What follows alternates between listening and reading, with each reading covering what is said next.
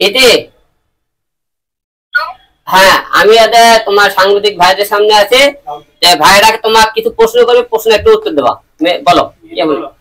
আচ্ছা, ওই যে আপনার হাজবেন্ড আসলে এই যে হিরো আলমের সাথে ঝামেলা, এবং আপনাকে যে বলেছে যে আপনি হোটেলে মাত্র 2000 টাকা দিয়ে বেড শেয়ার করেন, এবং এমনও উঠেছে যে আপনি হিরো আলমের সাথে রাত্রে আপনি হোটেলে রাত কাটিয়েছিলেন, এটা একটু প্রশ্নটা উত্তর দিবেন। আপনি কি হোটেলে আসলে 2000 টাকা দিয়ে রাত কাটান?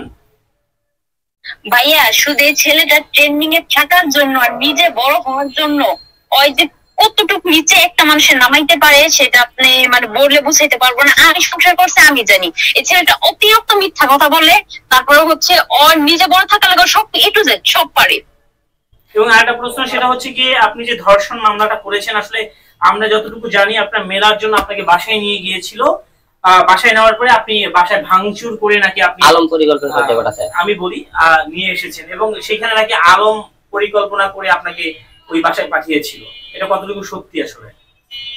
এটা হচ্ছে ভাইয়া যখন রিয়াজ আমাকে জোর করে এখান থেকে নিয়ে যায়, ওই জায়গায় হচ্ছে আলম ভাই তো জানি না, আলম ভাই রিয়ামণিকে নিয়ে হচ্ছে বগুড়ায়।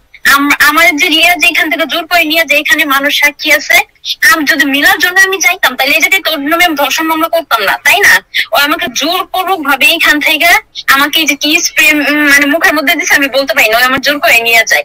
ওই জায়গায় নিয়ে যাওয়ার একটা সময় আমি বুঝতে পারি যে না, আমি তো আমার সেন্সে নাই।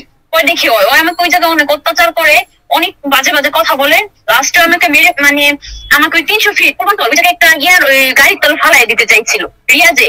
ওই এলাকায় স্থানীয় মানুষ আমাকে উদ্ধার করে ওইখান থেকে আমার বাসায় পাঠায় আর ওরা গণধুলাই দেয় যে তুই হিরো, ওর একটা কথাই বলে তুই হিরো আলম নিয়ে নষ্ট আমি শুরু করছিস না, এটা কয়ের ওর ইচ্ছা মতো মারে মানুষে।